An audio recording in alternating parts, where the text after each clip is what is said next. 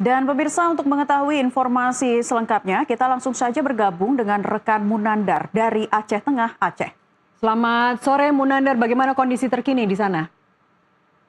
Naila, dan itu bisa saya laporkan langsung dari lokasi kejadian Desa Mendale, Kecamatan Kedayakan, Kabupaten Provinsi Aceh itu berada di bawah kaki pegunungan, tepatnya berada juga dekat dengan Danau Lutawar. Nah, lokasi desa ini memang 22 November 25 yang lalu, 2025 yang lalu, meluluh lantakan 20 rumah warga di desa ini. Nah, hari ini dan kemarin itu kondisinya lumpur kembali turun dari gunungan karena hujan deras yang mengguyur kawasan Kabupaten Aceh Tengah begitu lebat begitu, dan kondisinya saluran yang masih sempit yang belum 100% diperbaiki akhirnya meluap dan masuk ke pemukiman warga. Seberapa besar dampak banjir kali ini bagi warga? Ya, warga sejauh ini setelah saya menjumpai warga itu mereka masih mengaku masih trauma dengan kejadian lumpur ini. Mereka mencoba untuk mengungsi ke rumah saudaranya yang tidak terkena lumpur.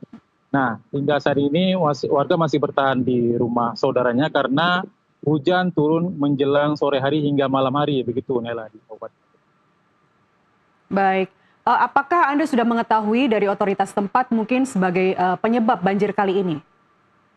Ya, di lokasi saya sudah melihat dua alat berat yang sudah melakukan pekerjaannya, yaitu membersihkan jalan-jalan desa yang terendam lumpur, dan kemudian membuka parit-parit kecil di sekitar desa yang terdampak.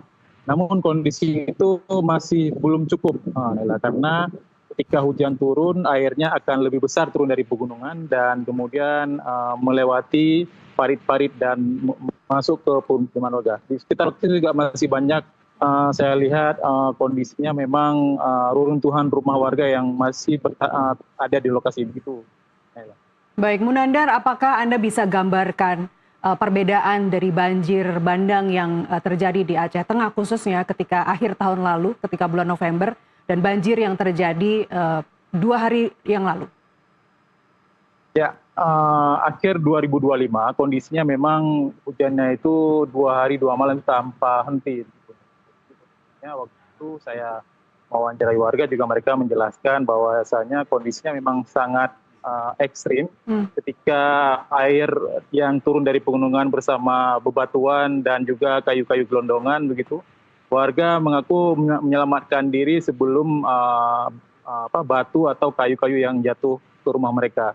Jadi warga sempat menyelamatkan diri waktu itu dan kemudian rumahnya hancur di bawah air banjir bandang tersebut. Nah, kejadian banjir yang kemarin itu mungkin hanya sedikit yang gambarannya gitu, lumpur-lumpur tidak terlalu deras seperti akhir tahun yang lalu, namun warga masih trauma ketika melihat air banjir beserta lumpur yang jatuh ke rumah warga. Jadi warga sangat khawatir ini akan terulang lagi ketika hujan kembali melanda desa mereka.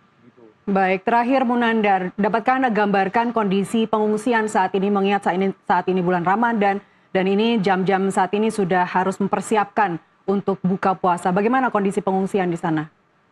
Ya, di posko Mendale, saya sudah mendatangi di posko Mendale, itu kondisinya ada 15 kepala keluarga yang ada di posko tersebut.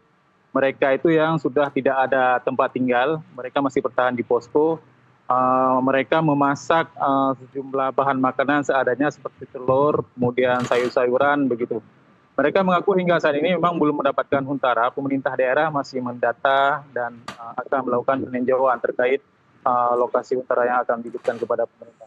Warga berharap di bulan Ramadan ini mereka bisa pindah ke rumah sementara, apalagi Lebaran juga akan di depan begitu. Warga berharap itu bisa segera selesai dan warga bisa berkumpul bersama keluarga begitu. Ya, kita harapkan demikian. Kita akan selalu mendoakan untuk warga di pengungsian. Baik, Munandar melaporkan langsung dari Aceh Tengah, Aceh. Terima kasih atas laporan Anda dan selamat bertugas kembali. Kita ke informasi berikutnya, pemirsa.